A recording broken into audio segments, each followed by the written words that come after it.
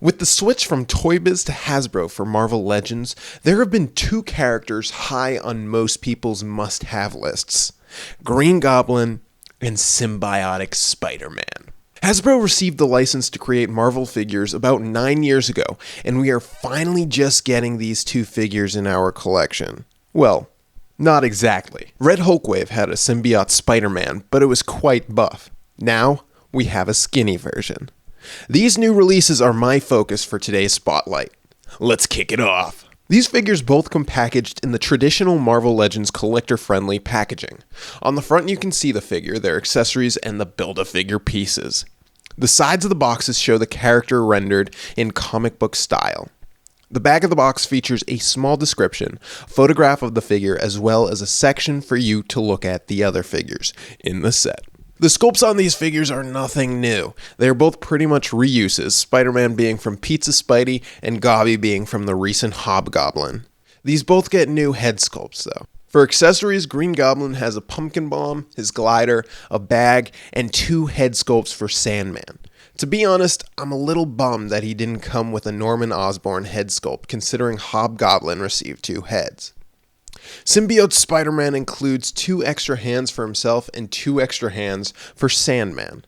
Again, I'm a little bummed that we don't get web shooter hands. I understand that Symbiote Spider-Man shoots webs out of the top of his hand, but by including web shooting hands, this attire would also apply to all the times Spider-Man wore a cloth black costume, like during the Back in Black period. An interesting thing to note on this Spider-Man is that his plastic is a lot stronger than the usual gummy plastic of Hasbro. The joints are tougher to move, and unfortunately with mine, I can barely move the right arm at the shoulder because of the butterfly joint being too close to the shoulder joint. I have this problem with my Pizza Spidey to an extent, but because the plastic is harder, I just cannot move the arm even after using hot water to loosen things up.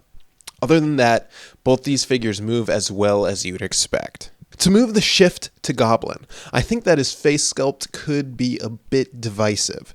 It's a more contemporary style Green Goblin sculpt, and I personally prefer his old school styled face. Also, to be a little more nitpicky, I wish his glider came with a bit of dry brushing because right now it looks straight out of the mold silver plastic. And lastly, I had a tough time trying to finagle his pumpkin bomb into his hand. It just kept popping out. But don't think after these statements that I think Green Goblin is a bad figure. I do not at all. I think it's a far better figure than Symbiotic Spider-Man is. The joint issues and lack of extras really bring it down for me, even though he has some amazing accessories for Sandman. And speaking of Sandman, I own the San Diego Comic-Con exclusive Sandman and would like to inform you that the hands will not work with it, but the extra heads will absolutely go on his body. Cool stuff! Overall, I think that these are great figures to a certain degree. Your mileage will vary with the Spider-Man in regards to articulation issues, but if you can find the Green Goblin, I highly recommend it. It's a cool figure, and I doubt we'll be getting an old school version anytime soon, considering it took 9 years to make this one.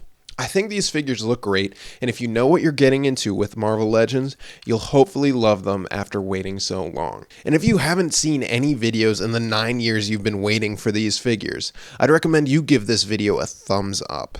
Thank you for driving to the Wasteland. Zero out.